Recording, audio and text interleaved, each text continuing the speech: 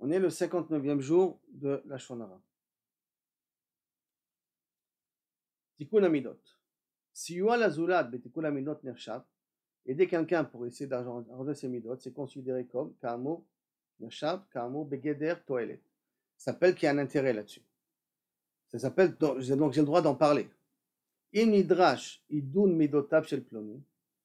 Si maintenant on a besoin, idun, c'est pas sensibiliser, affiner un petit peu les midot d'une personne, shel ploni, qui az, mitzvat ochiar tochiar et amitecha mechayevet lavit anosel et shumat libo, qu'à cause de la mitzvah qu'on est obligé de faire des reproches, ça veut dire ne pas laisser les gens faire des erreurs et être passif par rapport à ces erreurs-là.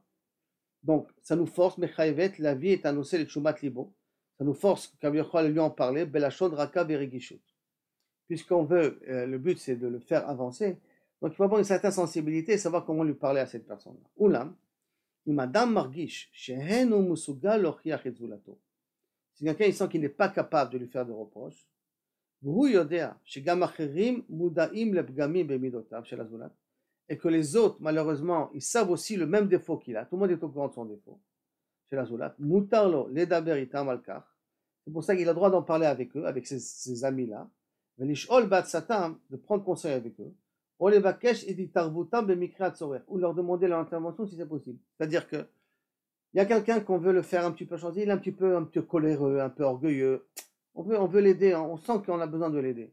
Mais alors normalement, il faut que je lui parle gentiment, lui dire écoute, si tu comprends que c'est un petit peu gênant ta façon comment tu réagis, comment tu parles, tu élèves un peu trop la voix, ça passe pas trop. Mais c'est l'air, tu as le droit de. Mais si tu te sens incapable et que tu sais qu'il y a d'autres personnes qui pensent la même chose que toi, tu as le droit de parler avec eux dans l'espoir de leur demander d'intervenir, d'essayer d'intervenir pour essayer d'aider la personne en question. Donc tu as le droit de leur parler, de les faire de parler du sujet là avec eux. Mais si maintenant je sens le besoin de parler à quelqu'un d'autre, que lui n'est pas au courant de ces défauts-là, pour qu'il lui explique comment parler à cette personne-là, que ses comportements demandent d'être améliorés. Donc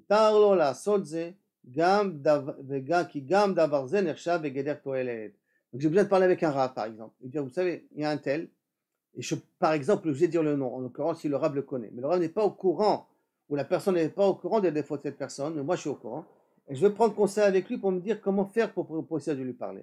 Puisque le but, c'est d'améliorer les midot de la personne, j'ai le droit de lui faire connaître les défauts pour qu'il me conseille. Oulam, c'est sûr que si je peux dire j'ai un cas et je ne dis pas de nom, et le fait de ne pas dire de nom, alors la personne ne pourra pas savoir de qui on parle, alors c'est sûr que dans un cas pareil, c'est préférable. Dans le 53e jour, on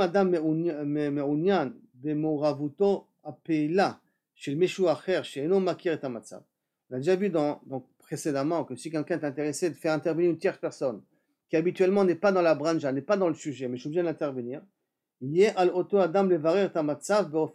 cette très tierce personne qui va venir m'aider, elle devrait d'abord au préalable bien vérifier l'événement par lui-même, de bien confirmer, de vérifier tout ce qu'on lui a raconté,